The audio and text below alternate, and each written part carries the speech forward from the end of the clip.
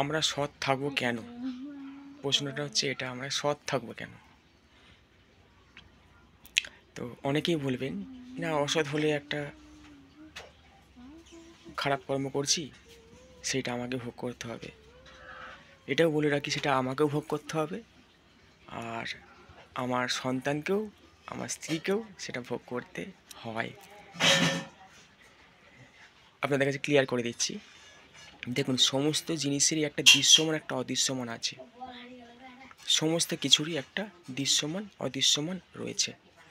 যেমন আমরা কোনো কুকর্ম করে যেই অর্থটা ইনকাম করছি, বা আমরা কাউকে ঠকিয়ে, কাউকে কষ্ট দিয়ে সেই অর্থটা ইনকাম করছি, সেই অর্থটার মধ্যে একটা দৃশ্যমান আছে। মানে আমরা একটা টাকা নিচ্ছি, কাউকে ধরুন একটা মেরে ধরে জোর জবরদস্তি করে তার কাছ থেকে টাকা ছিনিয়ে নিলাম, সেই টাকাটা একটা দৃশ্যমান আছে, একটা অদৃশ্যমান আছে। তো আমরা যেই টাকাটা নিচ্ছি, সেইটা কী করছি, সেটা আমরা নিজে কিছু ব্যবহার করছি, আর আমাদের সন্তানের জন্য বা আমাদের ভবিষ্যতের জন্য কী করছি, সেই অর্থটা রেখে দিচ্ছি। এবার সেই দৃশ্যমান অর্থটা সেই জায়গায় থাকছে, তার সঙ্গে অদৃশ্যমান তার যেই অভিশাপটা, আপনি যার সঙ্গে যেইভাবে নিয়েছেন, সেই যে অভিশাপটা, সেই কুকর্ম, যেটা সে খারাপ এনার্জিটা, আপনার কী হচ্ছে, সেই অর্থের সাথে সেইটাও কিন্তু জমে থাকছে। পরবর্তীকালে কী করছে, আপনি যখন সেইটা দিয়ে আপনি যাই কেনেন বা করুন, সেইটা কিন্তু সেই এনার্জি থাকছে। তো কী হচ্ছে, আপনি যেই টাকাটা আপনি রেখে যাচ্ছেন, পরবর্তীকালে আপনার বউ সেইটা ব্যবহার করছে, আপনার ছেলে সেইটা নিচ্ছে, তারা কিন্তু সেই দৃশ্যমান টাকাটা নিচ্ছে, তার সঙ্গে কিন্তু অদৃশ্যমান সেই পাপটাও তারা গ্রহণ করছে। ব্যাপারটা বুঝতে পেরেছেন? মানে আপনি কাউকে ক্ষতি করে, কাউকে জোর জবরদস্তি করে যেই অর্থটা কালেক্ট করেছেন, তার সঙ্গে কিন্তু সেই পাপটাও কালেক্ট করেছেন, সেই নেগেটিভ এনার্জিটাও কালেক্ট করেছেন। সেইটা একইভাবে কিন্তু সেই তার সাথে পুরো থাকছে। যেরকম আমাদের শরীরে, আমাদের রক্তমাংসের শরীর আছে, আর আমাদের দৃশ্যমান শরীর আর অদৃশ্যমান শরীর, সেটা হচ্ছে অরা।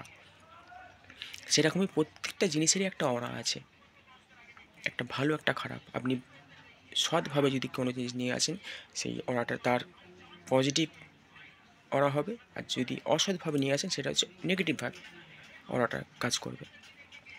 তো সেরকমই আপনি যখন কোনো কিছু নিয়ে আসছেন, কাউকে ঠকিয়ে, কাউকে মেরে ধরে, কাউকে কষ্ট দিয়ে, সেটা আপনি রাখছেন আনন্দ করে, বা খুব ভালো, আপনি নিজের কর্মফল তো অনেকটাই পেয়ে যাচ্ছেন, শেষ বয়সে হোক বা যখন হোক পাচ্ছেন, বা কিছু পরের জন্মের জন্য নিয়েই যাচ্ছেন সেইটা।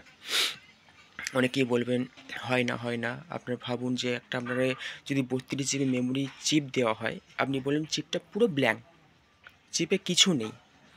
কিন্তু কিছু না থাকলে ওইটা যে আপনি ফোনে বলুন বা যাতেই বলুন, আপনি যখন ওটা লাগাচ্ছেন, তখন যে 32 জিবি লেখাটা উঠছে, মানে কি তার মধ্যে কিছু তো একটা দেওয়া আছে, তাই তো 32 জিবি লেখাটা উঠছে। একদম তো পুরো ব্ল্যাঙ্ক বলা চলে না, পুরো তো খালি বলা চলে না।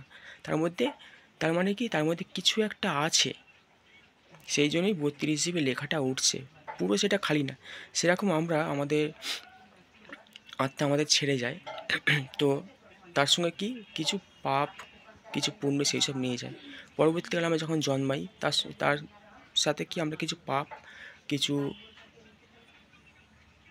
পুণ্য, কিছু তার সাথে নিয়ে আসি।